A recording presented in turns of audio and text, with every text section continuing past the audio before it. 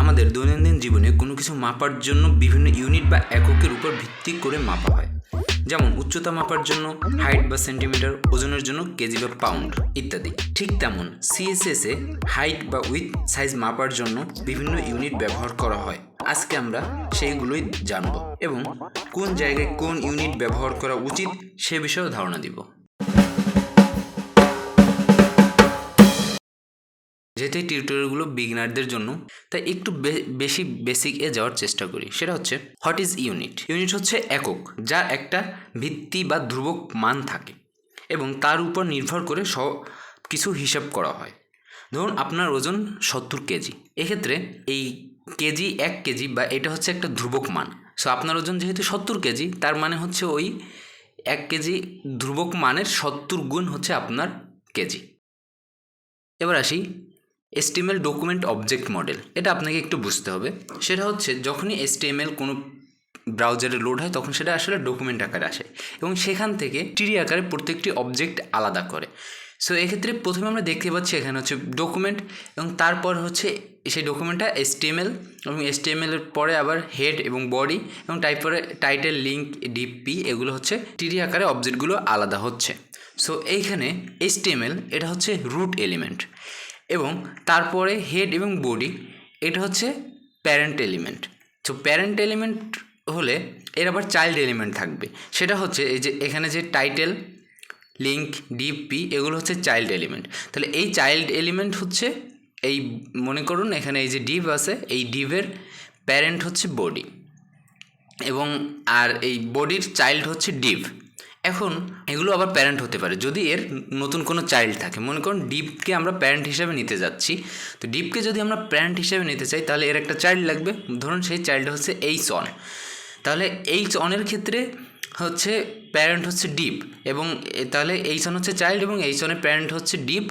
আবার ডিভ যদি চাইল্ড হিসেবে থাকে তাহলে ডিভের প্যারেন্ট হচ্ছে বডি। ব্যাপার হচ্ছে যে কোনটার ভিতরে কোনটা থাকতেছে। তো প্রথমে হচ্ছে প্যারেন্ট এলিমেন্ট থাকে, তারপর হচ্ছে চাইল্ড এলিমেন্ট থাকে, এইভাবে হচ্ছে ব্যাপারটা চলে। সো আপনার এখানে বুঝতে হবে যে এই HTML হচ্ছে রুট এলিমেন্ট এবং এরপরে হচ্ছে প্যারেন্ট চাইল্ডটা কীভাবে কাজ করে। তো আশা করি এইটুকু বুঝছেন। এবার আমরা CSS ইউনিটে যাব। সাধারণত দুই টাইপের ইউনিট হয়। একটা হচ্ছে অ্যাবসোলিউট ইউনিট আর একটা হচ্ছে রিলেটিভ ইউনিট। অ্যাবসোলিউট ইউনিট হচ্ছে এর মান কোনো কিছুর সাথে সম্পৃক্ত নয়, অর্থাৎ এর মান সকল জায়গায় সমান থাকে। এবং রিলেটিভ ইউনিট হচ্ছে এর মান কোনো না কোনো কিছুর সাথে সম্পৃক্ত থাকে। হতে পারে সেটা প্যারেন্ট এলিমেন্ট, হতে পারে সেটা রুট লেভেল এলিমেন্ট, হতে পারে সেটা কোনো এলিমেন্টের ফন্ট সাইজ, কিন্তু কোনো না কোনো কিছুর সাথে এই রিলেটিভ ইউনিটটা সম্পৃক্ত থাকে। এখানে আপনি যে ইউনিটগুলো দেখতে পাচ্ছেন সবগুলো হচ্ছে অ্যাবসোলিউট ইউনিট। তবে এই ইউনিটগুলো ব্যবহার করা হয়, কিন্তু আমরা যেহেতু মনিটর বা স্ক্রিনে ব্যবহারের জন্য সাধারণত অনলি একটা ইউনিট ব্যবহার করা, সেটা হচ্ছে পিক্সেল। সো আমরা শুধু এখানে পিক্সেল ইউনিটটাই দেখব, বাকিগুলো দেখার দরকার নেই। 1 পিক্সেল সমান হচ্ছে 1 ইঞ্চির 96 ভাগের 1 ভাগ। তো আমরা এবার একটা HTML ফাইল ওপেন করলাম এবং এই HTML ফাইলের ভিতরে আমরা CSS অ্যাড করে CSS লিঙ্ক দ্বারা অ্যাড করছি। তো আমরা এখান থেকে কিছু আগে একটা HTML লিখি।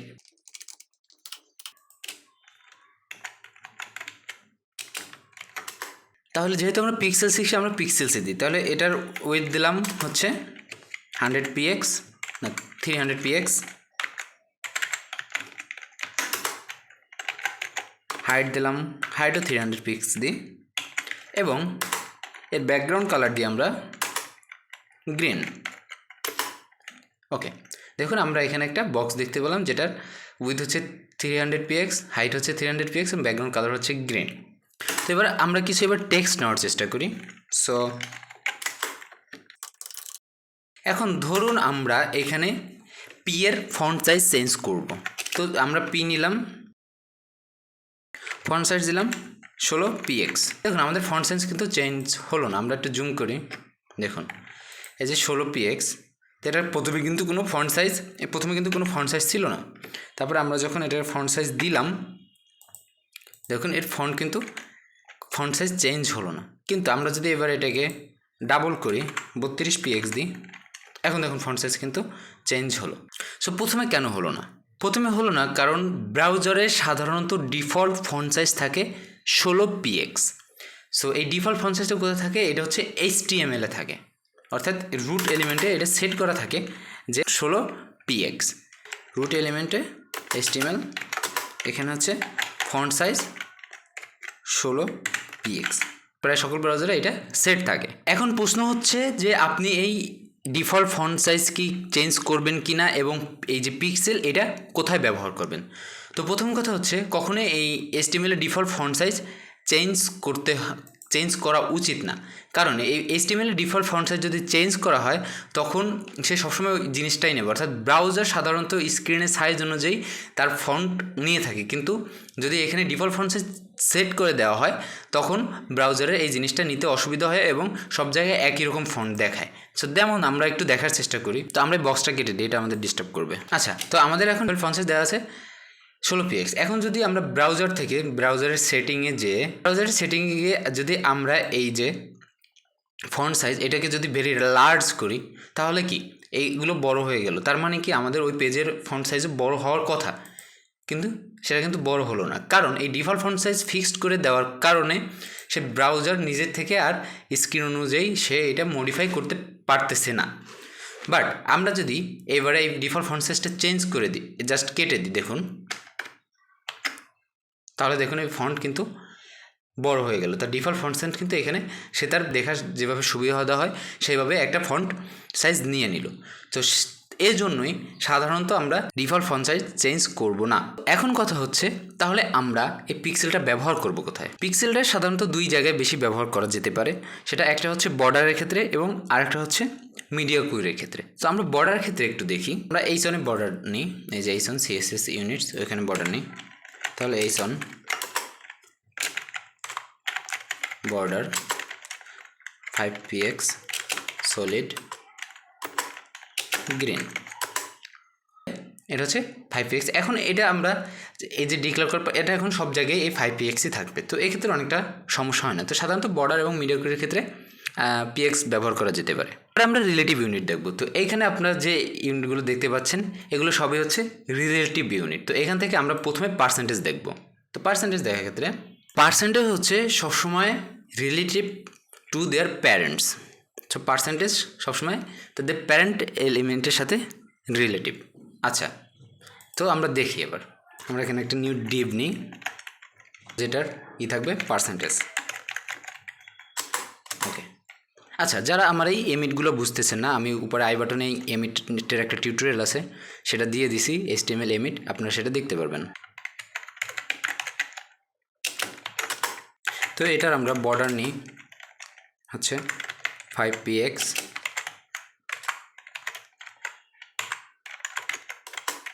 Solid red. ওকে, এবং এটা আমরা হাইট দিই 80px। ওকে, এখন আমরা এই ডিপ টাইপ পার্সেন্টেজ ব্যবহার করব। সো এখান থেকে এই শুরু থেকে শেষ পর্যন্ত এটা হচ্ছে মনে করেন 100% আছে। তো যদি আমরা এবার এটার উইথ 50% করে দিই তাহলে দেখুন এটা 50% কমে। এখন দেখুন তাহলে এই পার্সেন্টেজের ক্ষেত্রে এই পার্সেন্টেজ, এই যে ডিপটা, এটার প্যারেন্টকে, এই ডিভের প্যারেন্ট হচ্ছে আমার বডি, এই ডিভের প্যারেন্ট হচ্ছে বডি, কারণ এই বডির ভিতরে আমরা এই ডিপটা নেওয়া, তাহলে এই ডিভের প্যারেন্ট হচ্ছে বডি, এর জন্য বডির সাথে সে তার 50% হচ্ছে নিল। এখন যদি আমরা যে ডিভে হচ্ছে এই পার্সেন্টেজ নিলাম, এই ডিভের ভিতরে যদি আমরা আর একটা ডিভ নিই, দেখুন,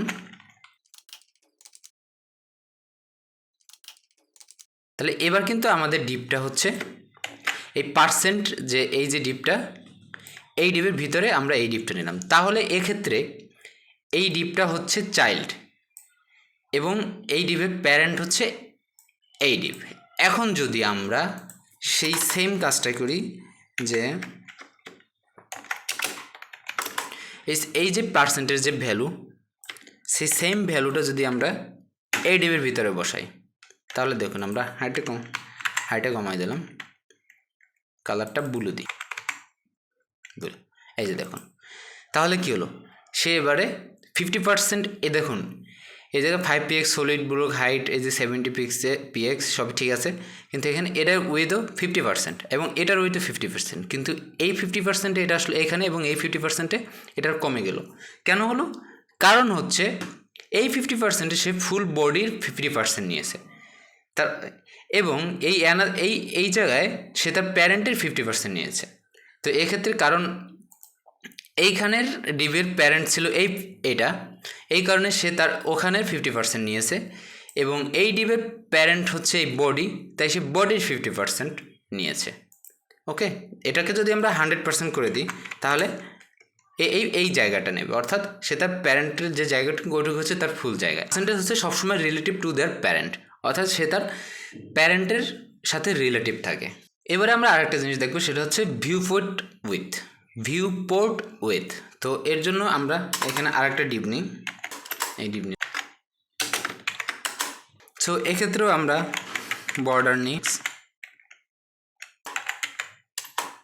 এখন এটার উইথ নিব হচ্ছে, দেখুন এটার উইথ হচ্ছে 100 ভিউপোর্ট উইথে আছে। ওকে, এখন এটাকে যদি আমরা 50 ভিউপোর্ট উইথ নিই তাহলে এটা এই যে অর্ধেক চলে আসলো, যে 50%-এর মতো ওরকম। ভিউপোর্ট উইথ হচ্ছে এইখানে যে পুরা স্ক্রিনটা, এই যে পুরা যে আমাদের HTML এই যে আউটপুটের পুরা স্ক্রিনটা, এটাকে 100 ভাগ করে সেই অনুযায়ী এটার উইথ ব্যবহার করে। এখন কথা হচ্ছে, যদি এর ভিতরে আর একটা ভিউপোর্ট নিই তাহলে সে কি আবার এরকম পার্সেন্টেজের মতো শো করবে? তো আমি আগেই বলে নিচ্ছি যে শো করবে না, কারণ হচ্ছে ভিউপোর্ট অলওয়েজ রিলেভেন্ট থাকবে তার স্ক্রিন সাইজের সাথে। স্ক্রিন সাইজ যেমনই হবে, সেই স্ক্রিন সাইজের 100 ভাগ করে সেখান থেকে হচ্ছে 1 ভাগ, 10 ভাগ বা 50 ভাগ সেটা নেবে। সো এক্ষেত্রে আমরা যদি এখানে আরেকটা ভিউপোর্ট নিই,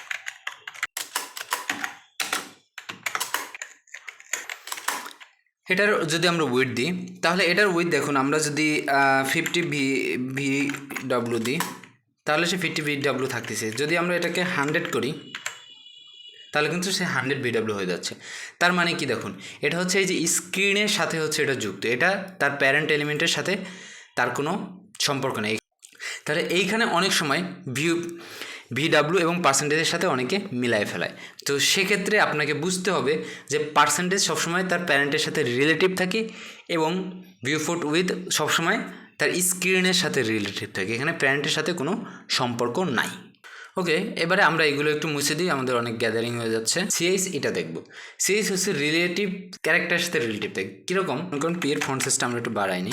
এখন আমরা সিএস এর উইথ ব্যবহার করবো। তাহলে উইথ সিএস হচ্ছে যে আপনি কতগুলো ওয়ার্ড একটা লাইনে রাখতে চাচ্ছেন, সেটা হচ্ছে ব্যাপার। তো আমরা মনে করুন এখানে 20 সিএস, তাহলে দেখুন এখানে 20 ওয়ার্ড লাইনে থাকবে, তারপরে সেটা নেক্সট লাইনে চলে আসবে। এইভাবে এটা বড় করুন, ছোট করুন, সেটা এইভাবে হচ্ছে লাইনে থাকবে। এটা হচ্ছে সিএস এর ব্যবহার। ওকে, তাহলে আমরা এটা কেটে দিই, আমরা ফন্ট সাইজ কেটে দিই। এবার আমরা যে জিনিসটা দেখব সেটা হচ্ছে রেম এবং EM, the most important units. So REM হচ্ছে relative to the font size of the root element, অর্থাৎ রুট এলিমেন্টের ফন্ট সাইজের সাথে হচ্ছে রিএম যুক্ত, এবং ইএম হচ্ছে relative to the font size of the parent element, parent এলিমেন্টের সাথে সে হচ্ছে রিলেটিভ থাকবে। তো আমরা অন ইএম অন রেম বোঝার জন্য আমাদের সম্পূর্ণ আমাদের এটাই চেঞ্জ করি। আমরা এরকম কয়েকটা ডিপ নিই।